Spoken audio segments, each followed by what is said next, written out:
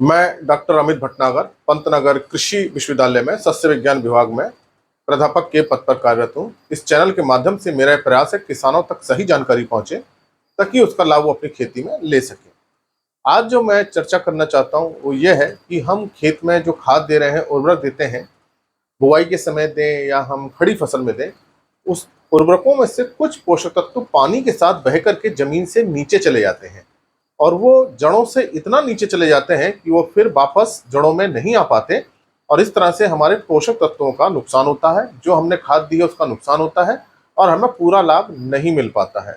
तो हमने खाद पूरी दी, उर्वरक भी दिया, सब कुछ किया, लेकिन वो पानी के साथ बह के नीचे चले गए। अब ये पानी के साथ बह के नीचे जाने की ये स्थिति हो सकती है कि बहुत ज़्यादा बारिश हो जाए या हम उसका सिंचाई करते हैं तो सिंचाई के पानी के साथ नीचे चले जाए।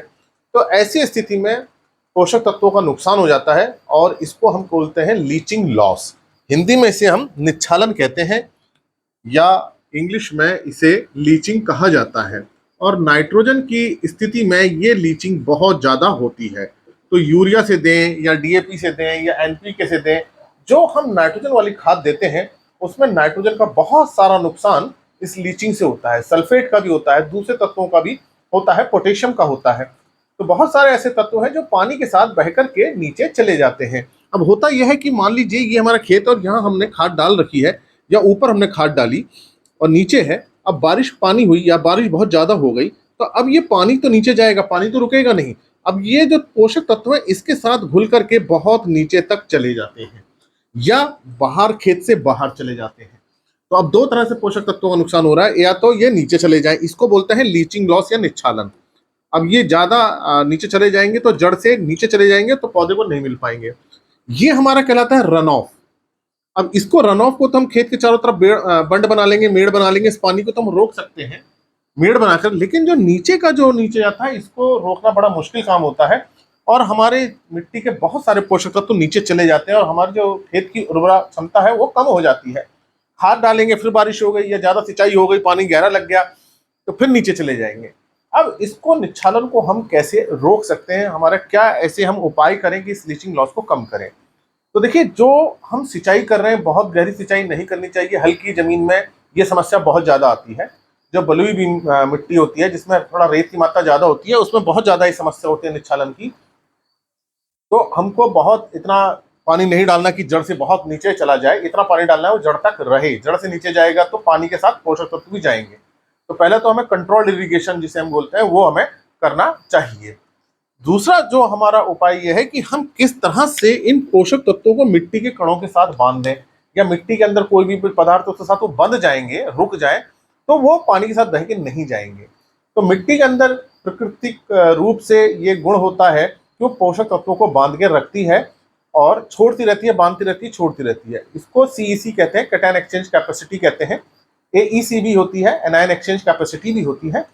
तो ये जो गुण होता है, ये जो ऑर्गेनिक मैटर अगर ज्यादा है मिट्टी में तो ये सीईसी और एईसी अच्छी होगी और पोषक तत्वों को रोक के रखेगी। तो इसका मतलब ये हुआ कि अगर हमारी मिट्टी में जैवांश पदार्थ ज्यादा हो तो ये प्रॉपर्टी होती है इसके अंदर कि अपने ऊपर इसको चिपका लेता है, रोक लेता है। इसके बड़े केमिकल प्रोसेस होते हैं। तो जब ये पानी नीचे जाएगा तो ये जो आयन है या जो पोषक तत्व हैं ये ऑर्गेनिक मैटर के साथ चिपके रहेंगे और ये इनका नुकसान कम होगा। तो ऐसी स्थिति में नुकसान कम होता है, लीचिंग लॉस कम होता है। तो हमको दूसरा उपाय क्या करना है कि हमें अपने खेत के अंदर जो ऑर्गेनिक मैटर है, जैवांश पदार्थ है, उसको बढ़ाना है। तो खास तौर से ये काम आपको बलुई मिट्टी, जो हल्की मिट्टी, जरूर करना चाहिए, क्योंकि यहाँ जो निच्छालन की समस्या है, चाहे पोटेशियम की है, नाइट्रोजन की है, सल्फर की है, सल्फेट आयन, ये तीन का तो बहुत ज्यादा नुकसान हो जाता है।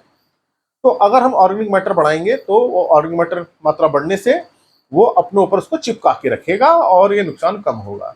अब ऑर्गेनिक मैटर जो आपको बढ़ाना है, जैवांश पदार्थ बढ़ाना है, तो देखिए सबसे अच्छा तो गोबर की खाद होती है, कंपोस्ट होती है। लेकिन मान लीजिए ये आपको उपलब्ध नहीं हो रही है, इतना ज़्यादा गोबर नहीं है हम पूरे खेत में अपने डाल सकें गोबर की खाद, उसको मिला सकें, तो उसके लिए बहुत अच्छा उपाय होता है हरी खाद। तो हरी खाद जो ग्रीन मैन्योरिंग हम जिसे अंग्रेजी में कहते हैं, इसको जरूर करना चाहिए। तो ये ढैंचा है या बहुत अच्छी ग्रीन मैन्योरिंग होती है, या आप किसी दलहनी फसल की भी आप ले सकते हैं, ग्रीन मैन्योरिंग कर सकते हैं। आप लोबिया की ले सकते हैं या दूसरी कोई भी दलहनी फसल है उसकी आप ग्रीन मैन्योरिंग कर लेंगे, हरी खाद ले लेंगे, तो आपके खेत के अंदर ये जैव पदार्थ, जवांश मात्रा बढ़ जाएगी और ये पोषक तत्वों को नीचे जाने से रोकेगी। तो ये काम हमको जरूर करना चाहिए, खास तौर से ऐसी मिट्टियों में जिसमें पानी बहुत जल्दी नीचे चला जाता है और अपने साथ पोषक तत्वों को भी ले जाता है, और फिर पोषक तत्वों की कमी आती है, अब दोबारा खाद डालते हैं वो भी नीचे चली जाती है, तो उसके रिजल्ट नहीं आते। तो ये आपको काम करना है, जवांश पदार्थ को बढ़ाना है। तो पहला उपाय तो मैंने आपको बताया कि कंट्रोल्ड इरिगेशन करनी है, नियंत्रित इरिगेशन करना है, सिंचाई करनी है ताकि बहुत पानी नीचे ना जाए। दूसरा, हमको क्या करना है, जवांश पदार्थों की मात्रा को बढ़ाना है ताकि पोषक तत्व उसके बाद बन जाए। तीसरा काम हमको ये करना है कि मिट्टी के अंदर जो भी जवांश पदार्थ पहले से है उसको बचाना है, उसको नुकसान होने से बचाना है। अब नुकसान कैसे होता है, अगर हम मिट्टी को बार बार खोलते हैं, बार बार जुताई करते हैं, तो उसके अंदर हवा जाती है और इस हवा के जाने से जो उसके अंदर सूक्ष्म जीव है, माइक्रो एक्टिविटी बढ़ जाती है और वो जो है इस जो जवांश पदार्थ है, कार्बनिक पदार्थ है, इनको खाना शुरू कर देते हैं क्योंकि इसके लिए भोजन है वो। तो इससे हमारा जो है ऑर्गेनिक मैटर बहुत जल्दी कम होने लगता है। तो इसका मतलब यह है कि हमको बहुत ज्यादा जुताई नहीं करनी है, आपको उतना ही खेत तैयार करना चाहिए जितने हम अपना बीज आराम से बो सकें। अगर आप बार बार जुताई करेंगे, मिट्टी को बहुत महीन करेंगे, तो उसके अंदर का जो जवांश पदार्थ पहले से है या जो आपने डाला है बहुत जल्दी खत्म हो जाएगा। तो ये उपाय भी आपको अपनाने चाहिए कि जो पहले से है उसको हम बचा के रखें। और एक उपाय मैंने आपको बताया था कि मैं चारों तरफ बंड बना देनी चाहिए ताकि जो मिट्टी बह रही है पानी के साथ, उसके साथ ऑर्गेनिक मैटर भी जा रहा है, न्यूट्रिएंट्स भी जा रहे हैं, ताकि उसको हम खेत में रोक सकें। तो अगर ये हम 3-4 उपाय अपना लेते हैं, खास तौर से जवांश पदार्थ बढ़ाने वाला उपाय बहुत इफेक्टिव है, इसको आप कर लेते हैं तो आप अपने खेत में पोषक तत्वों की जो रोकने की जो ताकत है मिट्टी की, उसको आप बढ़ा सकते हैं। और बिना जवांश पदार्थ बढ़ाए ये मिट्टी के अंदर ताकत नहीं आएगी। तो जो सीईसी बोलते हैं, कैटायन एक्सचेंज कैपेसिटी, धनायन विनिमय क्षमता है, वो तभी बढ़ेगी जब उसके अंदर ऑर्गेनिक मैटर हो। तो हमको बड़े 2 चीजों पर बहुत ध्यान देना है, किस तरह से हम अपने खेत के अंदर ऑर्गेनिक मैटर को बढ़ाएं, दूसरा किस तरह से इस ऑर्गेनिक मैटर को बचाएं, उसको जो नुकसान हो रहा है उसको बचाएं।